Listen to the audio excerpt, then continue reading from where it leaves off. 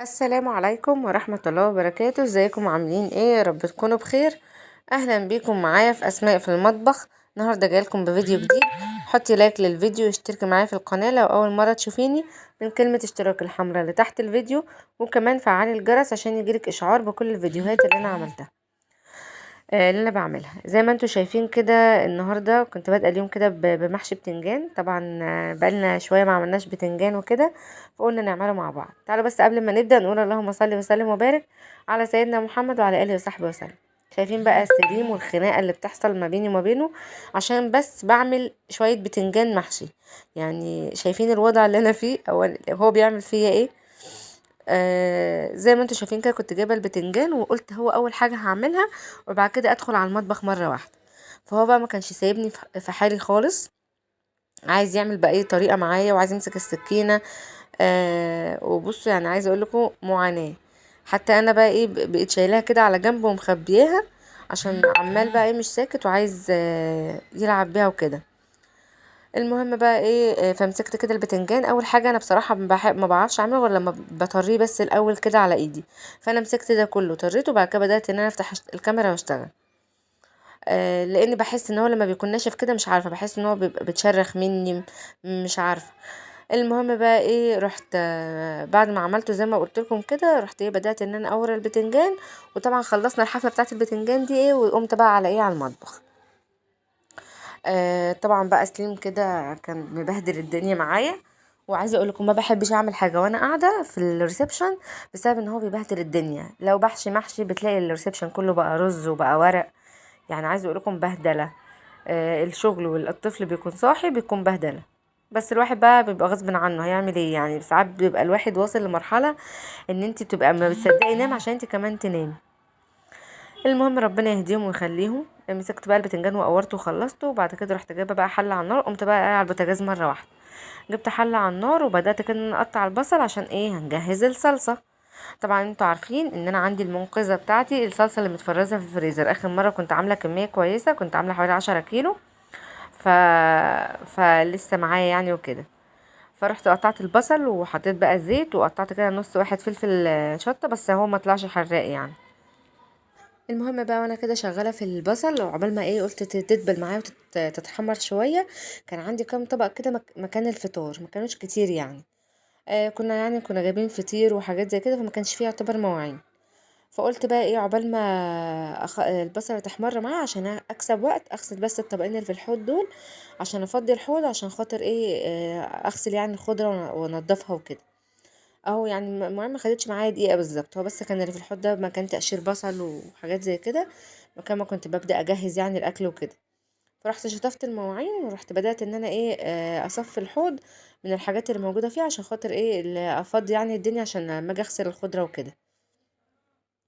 المهم بقى ايه شطفت كده كل هما كانوا معلقتين على طبقين، يعني حاجه ما كده ما تذكرش من المواعين اللي بتحصل طول اليوم. المهم بقى ايه نضفت الدنيا كده وبعد كده بدأت اشيل الحاجات دي وارميها بقى كده في الباسكت عشان ايه الحوض يبقى نظيف.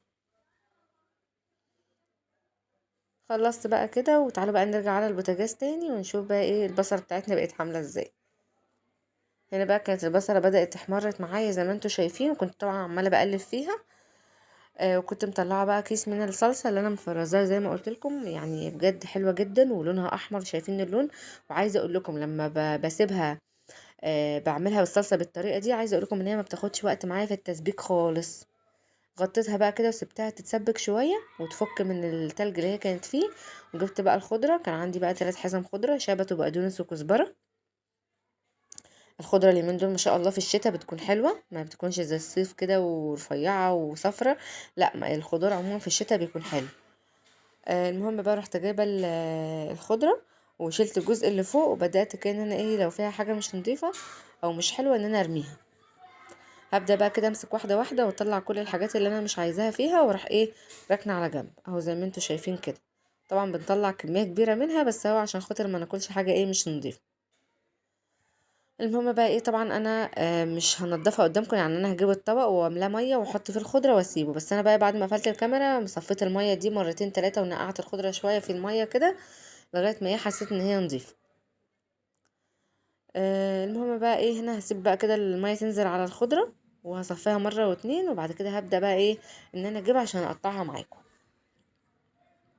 كل ده بقى كانت الايه الصلصه يعني بتتسبك، يعني عايزه اقول لكم هي 10 دقايق بالظبط كانت متسبكه او اقل كمان، لان انت لما بتفرزيها جزء من التسبيك بيبقى مرحله وعدت يعني.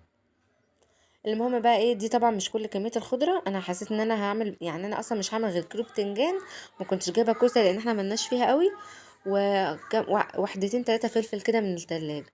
فطبعا 3 حزم خضره ان هما كبار، هيبقى كميه كبيره قوي على حبه الرز اللي هعمله.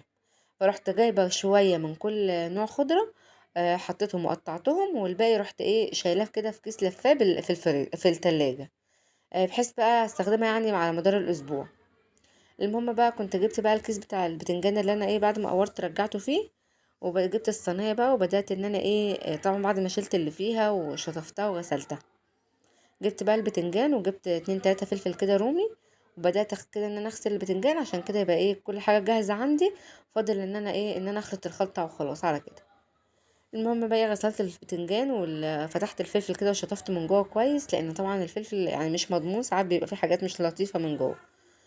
المهم بقى ايه رحت بقى جبت الصلصه كانت اتسبكت، حطيت لها بقى ايه ملح، حطيت لها واحده كده، كان عندي نص واحده من المكعب الماجي كانت مفتوحه، فحطيتها. عايزه اقول لكم المكعب الماجي بيديها طعم حلو قوي.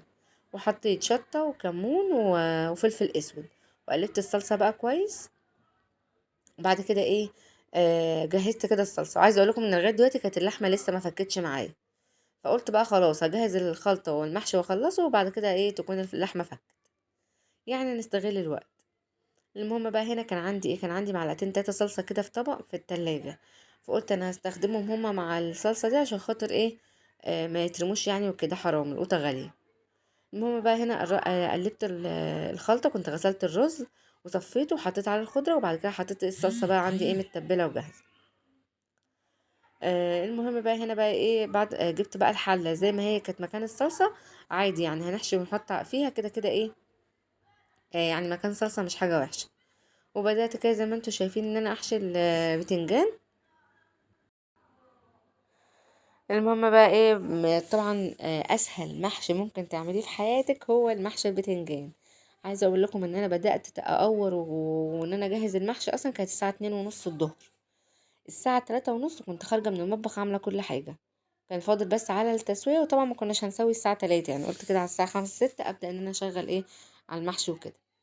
المهم بقى ان انا هخلص كل كميه البتنجان واحشي يعني كده وارصه في الحله مع نفسي عشان ما اطولش عليكم، انا قلت بس كده ابدا معاكم وبعد كده بقى انا ايه اكمل مع نفسي. المهم بقى هخلص بقى كده كميه البتنجان والفلفل، وتعالوا بقى نخش على البوتاجاز عشان ايه نجهز اللحمه. جبت بقى حله كده وسبتها تسخن كويس على النار، وبعد كده بدات انزل كده بكميه اللحمه اللي عندي. اللحمه المره دي اللي عندي مش حمرا خالص، فيها يعني جزء كده موزه شويه. انا عايزه اقول لكم ان انا بحب النوع ده، يعني مش بحبها تكون حمرا خالص. المهم بقى ايه بعد ما صدمتها كده على النار، رحت جايبه طماطم وبصل وبقى اللي عندك بقى، عندك حبهان حطي، اللي ما كانش عندي فحطيت بقى ايه ورق لوري، وحطيت فلفل اسود حصى، وايه وظبطتها كده توابل، طبعا مش هنحط الملح خالص غير في الاخر. المهم بقى ايه وغطيتها وسبتها كده ايه مع نفسها شويه، وفتحت عليها وبدات كده ان انا اقلب، وفي نفس الوقت كنت حاطه ايه الميه تغلي. هننزل بقى كده بالميه على اللحمه، وبعد كده هملى البراد ده تاني ميه، عشان طبعا ايه نغطي كل كميه اللحمه. هدي تقريبا كده للحمه وخلاص بقى ايه هسيبها وهدي عليها النار، واحط لها بس ايه سنه من السكر، عشان سنه السكر دي بتساعدني ان اللحمه ايه ما تاخدش وقت في التسويه. المهم بقى ايه هغطيها واسيبها تستوي براحتها. هنا بقى كانت اللحمه خلاص هقفل عليها، نقلتها كده على جنب. وملحتها وظبطتها، جبت بقى حله. المره دي بقى جوزي قال لي ايه انا مش عايزه اكل اللحمه في الشوربه، انا عايزه اكلها كباب حله. وطبعا انا ايه ما كنت عايزه محتاجه شوربه عشان المحشي. فرحت قلت له خلاص انا هسلقها اخد منها شوربه، وبعد كده ايه اعمل لك بصله ليها كده زي كباب حله بالظبط.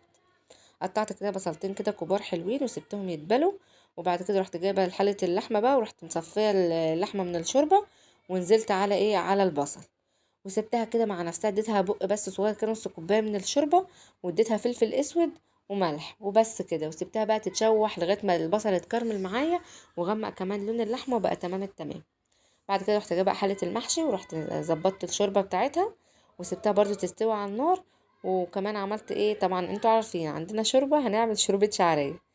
هعملها طبعا انا مع نفسي عشان ما اطولش عليكم الفيديو اكتر من كده. وخلاص بقى كده يكون الفيديو بتاعي خلص النهارده. وتعالوا نشوف الاكل بعد ما استوى. سويت بقى المحشي، زي شايفين المحشي ما شاء الله ما فيهوش ولا واحده كده رزايه طالعه بره ولا اي حاجه. ادي كده كان المحشي بتاع النهارده. وعملت زي ما قلت لكم طبق شوربه شعريه وكباب حله. عايزه اقول لكم كان طعمه زي كباب الحله اللي بعمله من الاول للاخر من غير تسويه، حلوه جدا. وكمان طلعت طبق كده ايه زيتون مخلل. وبس كده يكون الفيديو بتاعي خلص النهارده. لو عجبكم بقى الفيديو ما تنسونيش باللايك والاشتراك في القناه لو لسه مش مشتركين. واشوفكم في فيديو جديد باذن الله، والسلام عليكم.